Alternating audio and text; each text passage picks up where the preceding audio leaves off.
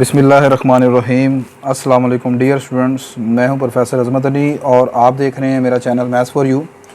बेटा, जैसे कि आप लोग जानते हैं कि हमने सेकेंड ईयर मैथमेटिक्स से chapter number 1 functions and limits जो है ये स्टार्ट किया हुआ है और इस चैप्टर 1 में ऑलरेडी 25 लेक्चर जो है वो डिस्कस कर चुका हूँ।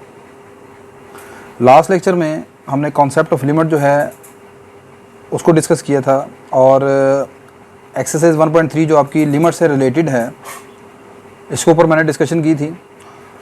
आज हम कंटिन्यूटी ऑफ फंक्शन जो है इसको कैसे डिफाइन करते हैं इसके हम तरह की यहाँ पर डिस्कशन करेंगे। तो सबसे पहले हम यहाँ पर देखते हैं कि कंटिन्यूटी ऑफ फंक्शन की डेफिनेशन क्या है, एक फंक्शन को आप कंटिन्यूअस कब कहते हैं। तो डेफिनेशन इसकी कुछ इस तरह है कि a real valued function F, एक फंक्शन एफ को आप कहेंगे is called continuous at a number X equal to C. एक फंक्शन एफ को एक number X equal to C के ऊपर हम कंटिन्यूअस कहते हैं if the following 3 conditions are satisfied. अगर ये फंक्शन एफ 3 शराइत को पूरा करता है। यहाँ पर पहली कंडीशन ये है यहाँ पर कि F of C is defined. आपका जो फंक्शन एफ है वो सी के ऊपर डिफाइंड होना चाहिए। देखें यहाँ पर सी के ऊपर डिफाइंड होने का मतलब ये है कि एफ़ की जो वैल्यू है, F has no infinite value at X is equal to C. Function C के ऊपर डिफाइंड होने का मतलब ये है कि पहली बात ये है कि फंक्शन की वैल्यू सी के ऊपर इनफाइनाइट नहीं है। दूसरी ये है कि फंक्शन हैज़ नो कॉम्प्लेक्स और इमेजिनरी वैल्यू, कॉम्प्लेक्स और इमेजिनरी वैल्यू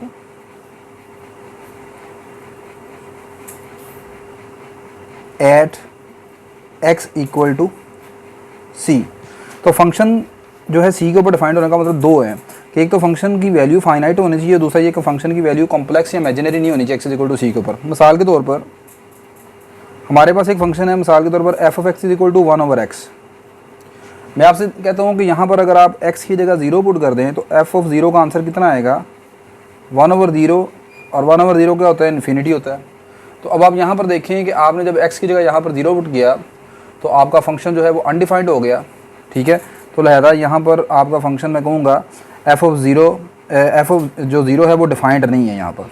ठीक है, या आपका फंक्शन 0 के ऊपर डिफाइंड नहीं है।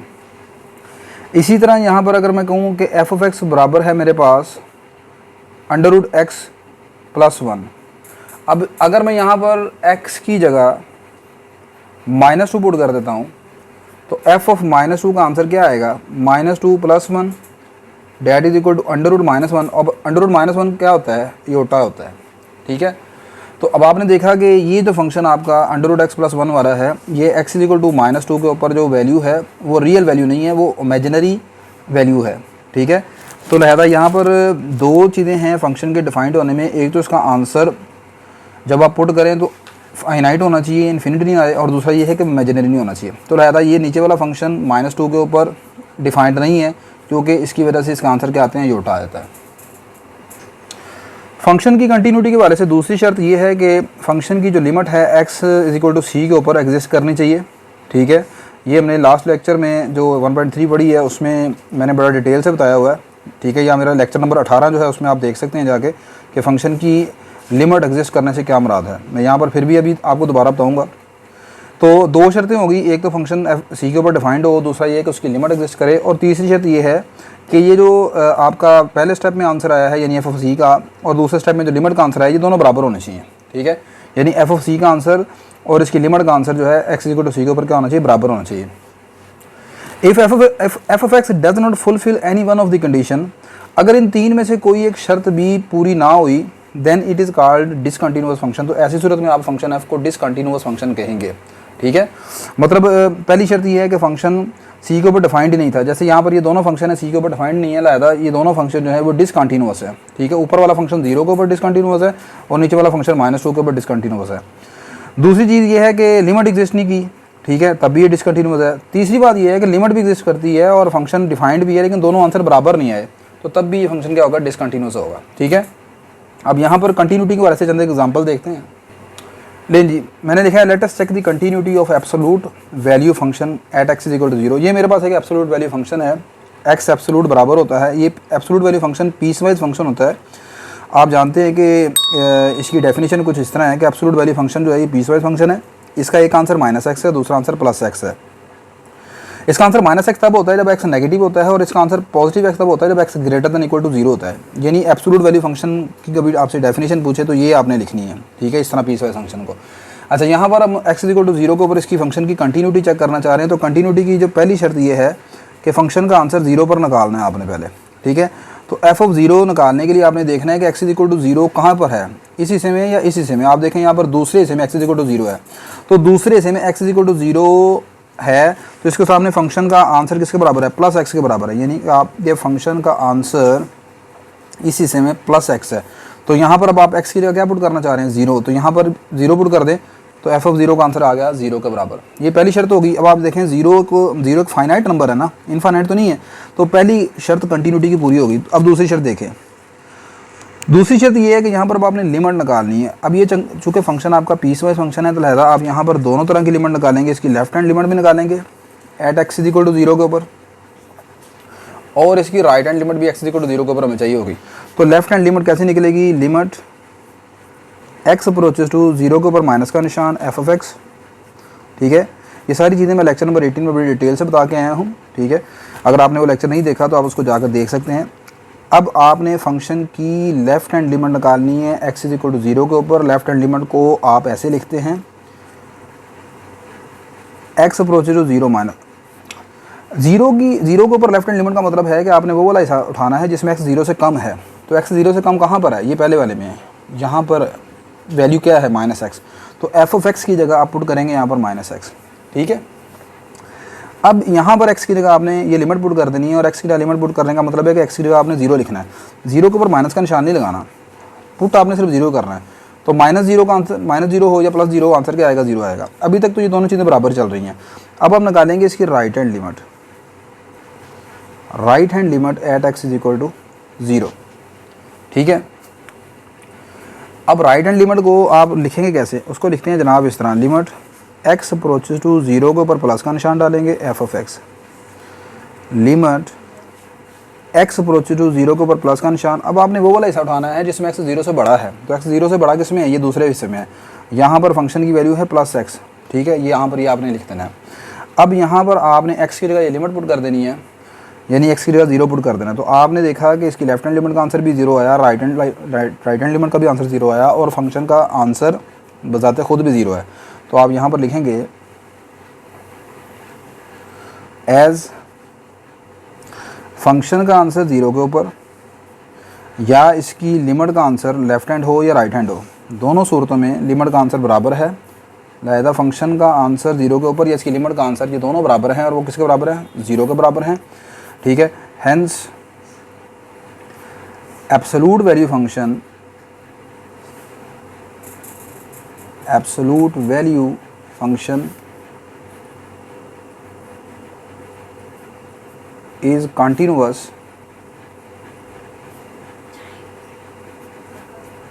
at x equal to 0। तो आपका जो एब्सोल्यूट वैल्यू फंक्शन है ये x इक्वल टू 0 पर क्या है, कंटिन्यूस है। अब एक यहाँ पर दूसरी शर्त दूसरी एक एग्जांपल देखते हैं जिसमें फंक्शन की कंटिन्यूटी दोबारा चेक करते हैं, देखते हैं वो कंटिन्यूस है कि नहीं है। ये मेरे पास एग्जांपल नंबर 2 है। फंक्शन यहाँ पर दिया हुआ f(x) बराबर है x² -1 over x -1, we check the continuity at x equal to 1। फंक्शन की कंटिन्यूटी x इक्वल टू 1 के ऊपर आपने चेक करनी है। देखें जी, ये फंक्शन आपका पीसवाइज फंक्शन नहीं है। यहाँ पर लेफ्ट हैंड लिमिट और राइट हैंड लिमिट अलग निकालने की ज़रूरत नहीं है, लेकिन उससे पहले लिमिट निकालने से पहले यहाँ पर आप गौर करें कि आपका फंक्शन अगर 1 पर इसका आंसर निकाला जाए f(1), तो f(1) का आंसर आएगा 1 का square -1 over 1 -1। 1 -1 0, this is undefined, actually this is called indeterminate form, ये मैंने आपको पहले बताया हुआ है।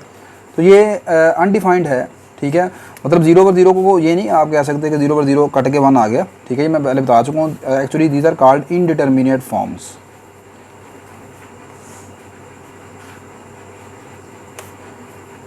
यहाँ पर हम लिखेंगे कि चूँकि आपका फंक्शन जो है f(1) 1 के ऊपर अनडिफाइंड है, इसका कोई आंसर नहीं आ रहा यहाँ पर, ठीक है।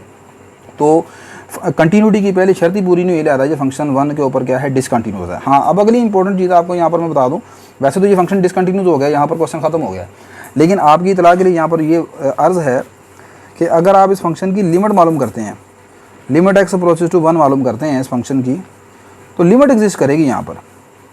अब यहाँ पर मैंने बताया कि आपने लेफ्ट हैंड और राइट हैंड लिमिट अलग नहीं निकालनी, ये तब अलग निकालते हैं जब आपका फंक्शन पीस वाइज होता है।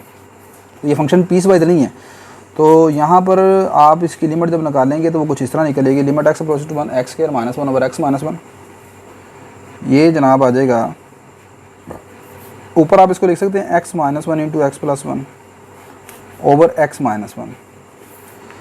तो यहाँ पर ये x - 1 से कट जाएगा, बाकी रह जाएगा x + 1। इसको यहाँ पर x का 1 पुट कर दें, 1 + 1 आंसर आ जाएगा 2 के बराबर। अब ये देखें इस फंक्शन की लिमिट एग्जिस्ट कर गई है, ठीक है। मैंने आपको बताया कि लेफ़्ट और राइट लेवल लिमिट नहीं निकलेगी यहाँ पर, बस सिंपली आप लिमिट निकालेंगे, वो आंसर आएगा 2, that is a finite real number. Function की लिमिट एग्जिस्ट कर गई, बट फंक्शन बजाते खुद 1 के ऊपर डिफाइंड नहीं था, ठीक है। लिहाजा ये फंक्शन डिसकंटिन्यूअस है, ठीक है, x = 1 पर। आप यहाँ पर भी छोड़ देंगे तब भी ये बात क्लियर है, आप लिख सकते हैं because the function is undefined at x = 1 hence the function is discontinuous, ठीक है। तो ये फंक्शन डिसकंटिन्यूअस है x = 1 के ऊपर। नेक्स्ट बेटा यहाँ पर हम ग्राफिकल कॉन्सेप्ट ऑफ कंटिन्यूटी भी देख लेते हैं, ठीक है। मतलब आपको ये ग्राफ अगर दिया हो तो आपने उस ग्राफ से कंटिन्यूटी ऑफ फंक्शन को चेक करना हो। ये मैं चीज़ बड़ी डिटेल से अपने लेक्चर नंबर 19 में बता के आया हूँ, ठीक है। तो यहाँ पर भी दोबारा देखें, ये मेरे पास एक ग्राफ है, ठीक है। ये जो ब्लैक कर्व की आपको नज़र आ रही हैं, ठीक है। ये ग्राफ मैंने x = 0 से लेकर x = 6 तक यहाँ पर यानी ये बना हुआ है। ये जो डार्क सर्कल आपको नज़र आ रहे हैं ये फंक्शन की वैल्यू को यहाँ पर रिप्रेजेंट करते हैं। ये जो ओपन सर्कल है मैंने बताया था ये होल कहलाते हैं, ठीक है। चलें इस ग्राफ से आपने जो चीज़ें मालूम करनी है वो यहाँ पर ये है कि फाइंड f(0), फंक्शन की वैल्यू 0 पर क्या है। तो f(0) का मतलब है, आप ये देखें कि x = 0 कहाँ पर है। देखें बेटा x = 0 होता है यहाँ पर।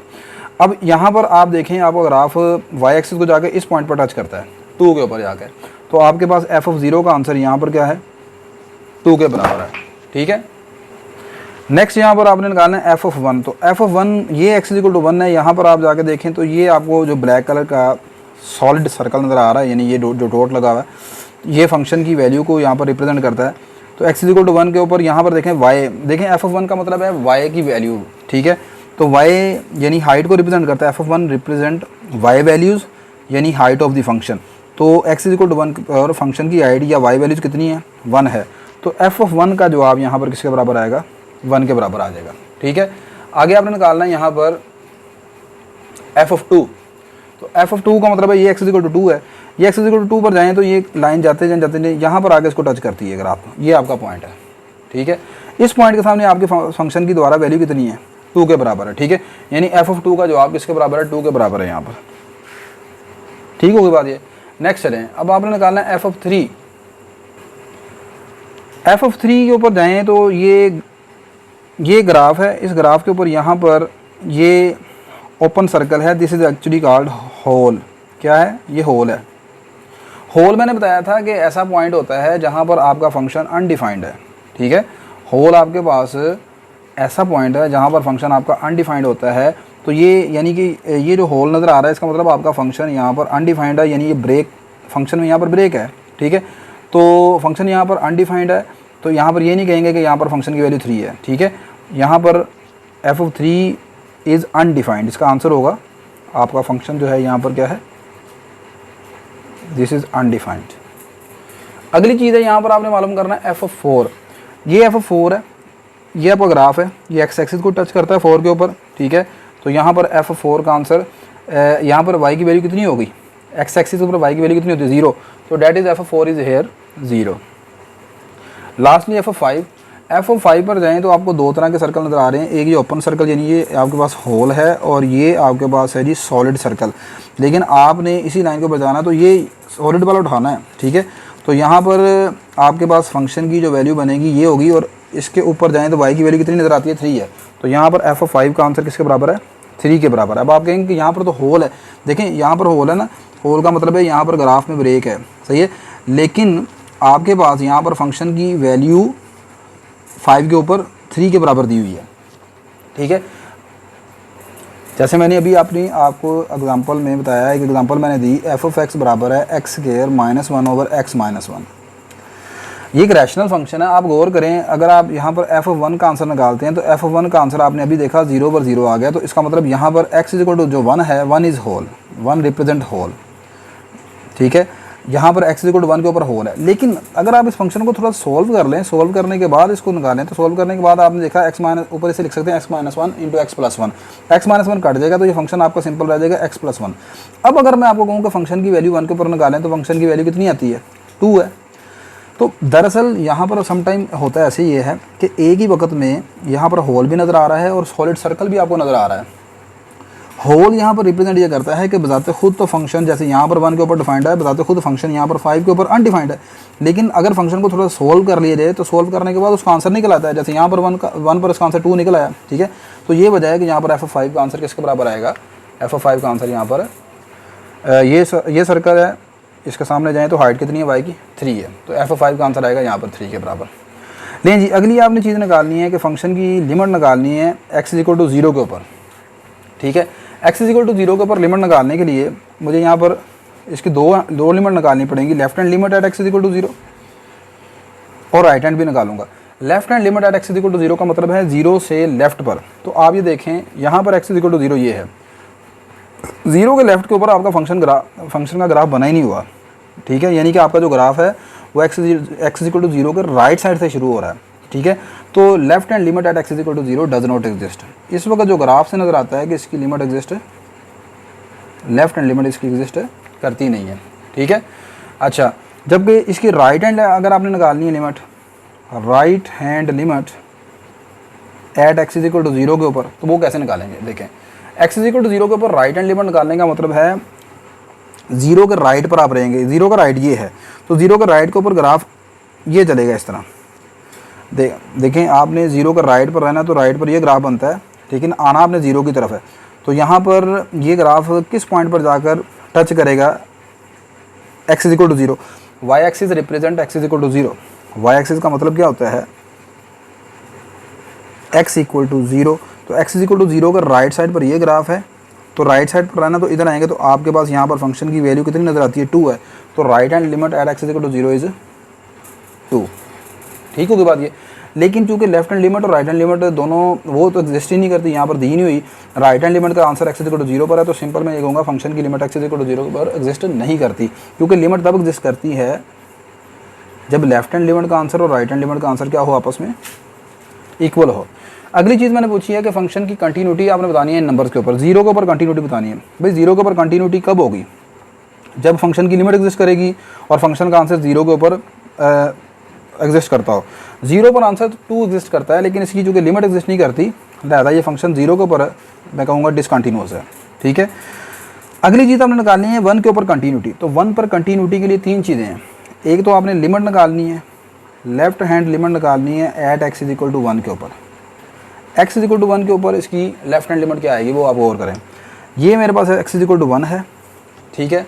एक्स इज इक्वल टू 1 के लेफ्ट पर रहें तो ये हिस्सा बनता है इधर, ये देखें 1 के लेफ्ट पर इधर आएंगे आप, ये इधर आकर ये जो मुझे बताएं, ये जो मैंने सर्कल किया हुआ है इसके कोऑर्डिनेट क्या हैं। यहाँ पर एक्स की वैल्यू 1 है, वाई की वैल्यू कितनी है, 1 है, सही है।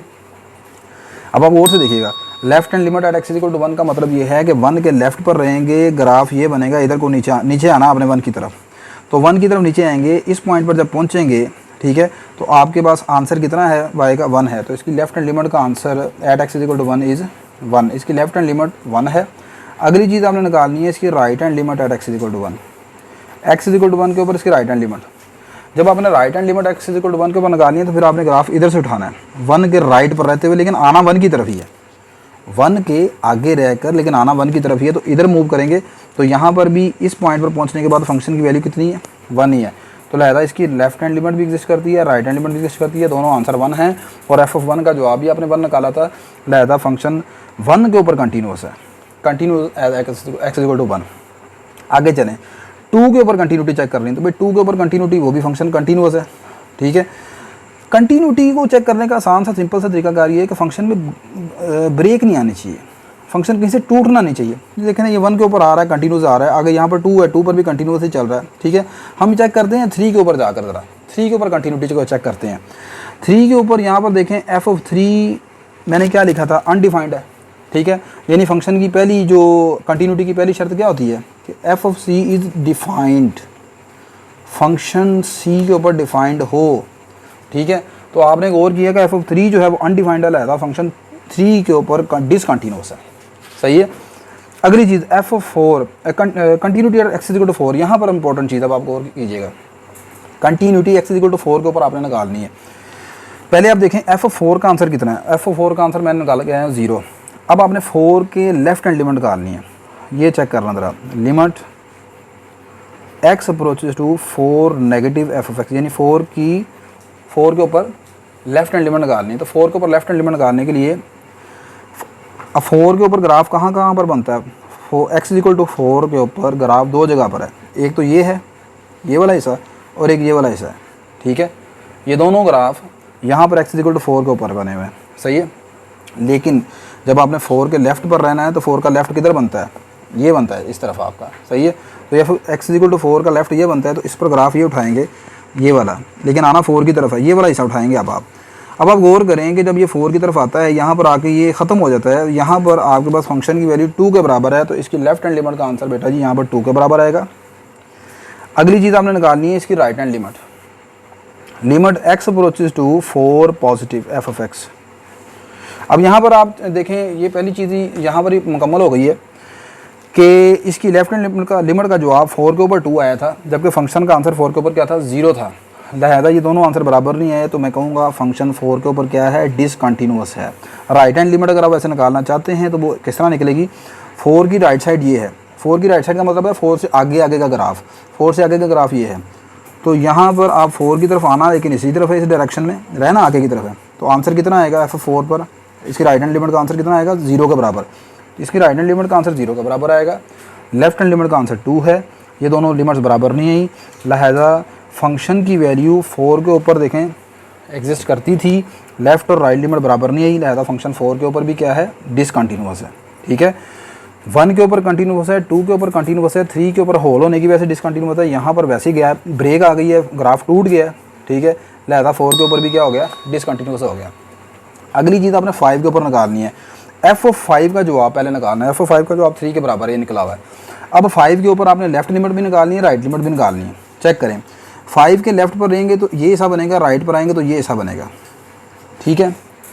ये दोनों हिस्से लेफ्ट पर या राइट पर इधर आते हैं, यहाँ पर ये है ना एक्स इक्वल टू 5, ये आपकी लाइन है एक्स इक्वल टू 5 वाली, ठीक है। ये एक्स इक्वल टू 5 वाली लाइन है, तो एक्स इक्वल टू 5 यहाँ पर है, ये एक्स इक्वल टू 5 है, तो आप इसके लेफ्ट पर आएँ या राइट पर आएँ, दोनों सूरतों में आंसर 2 आता है। यानी 5 के ऊपर इसकी लेफ्ट हैंड लिमिट और राइट हैंड लिमिट दोनों का आंसर 2 है, लेकिन एफ ऑफ 5 का जवाब कितना है, वो 3 है, सही है। तो इसकी लेफ्ट हैंड लिमिट और राइट हैंड लिमिट तो एग्जिस्ट करती है, फंक्शन का आंसर भी फाइनाइट है, लेकिन वो दोनों चीज़ें बराबर नहीं है। क्या कह रहा हूँ, इसकी लेफ्ट हैंड लिमिट का answer limit X approaches to 5, यानी फंक्शन की limit X approaches to 5 left पर या राइट पर, दोनों सूरतों में 2 के बराबर है, लेकिन फंक्शन का आंसर बताते खुद जो है, यानी कि एफ ऑफ 5 पर आंसर कितना है, वो 3 के बराबर है। तो फंक्शन की लिमिट भी एग्जिस्ट करती है और फंक्शन का आंसर भी फाइनाइट है, लेकिन ये दोनों बराबर नहीं है, रहता फंक्शन डिसकंटिन्यूअस होगा एक्स इक्वल टू 5 के ऊपर भी। आखिरी चीज़, एक्स इक्वल टू 6 के ऊपर ग्राफ देखें, कुछ इस तरह का है कि ये जो लाइन एक्स इक्वल टू 6 मेरी चल रही है, ठीक है, ये यहाँ पर इसके वर्टिकल एसिम्पटोट को शो कर रही है, यानी कि ग्राफ इस तरह आता है यहाँ से, ठीक है, फिर आगे यहाँ पर ब्रेक है और फिर ग्राफ इस तरह चले जाता है। ये ग्राफ आपस में मिला नहीं हुआ, सही है, ये यहाँ पर ऐसे साथ साथ चल रहा है, सही है। तो ये किस चीज़ को रिप्रेजेंट कर रहा है, अगर मतलब ये ग्राफ अगर आप गौर से करें ना तो ऐसे बनता है, ये ग्राफ ऐसे नीचे आ रहा है, यहाँ पर दरमियान में ये लाइन एक्स इक्वल टू 6 है और ग्राफ इस तरह ऊपर चला गया है, ठीक है।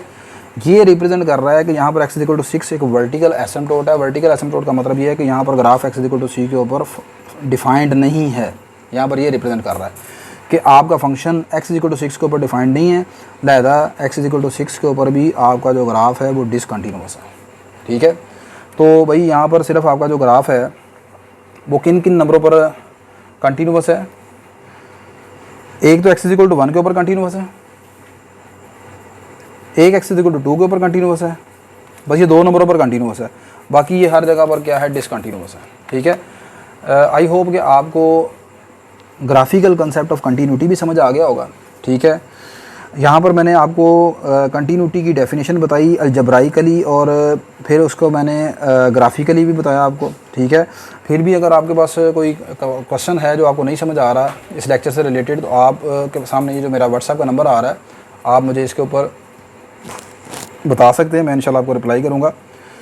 मेरी ये वीडियो बेटा अगर आपके लिए हेल्पफुल है तो मेरी इस वीडियो को लाइक करें, शेयर करें, मेरे चैनल को सब्सक्राइब करें। इंशाल्लाह नेक्स्ट लेक्चर में हम एक्सरसाइज 1.4 कंटिन्यूटी की शुरू करेंगे। तब तक के लिए मुझे इजाज़त दीजिए। अल्लाह हाफ़िज़।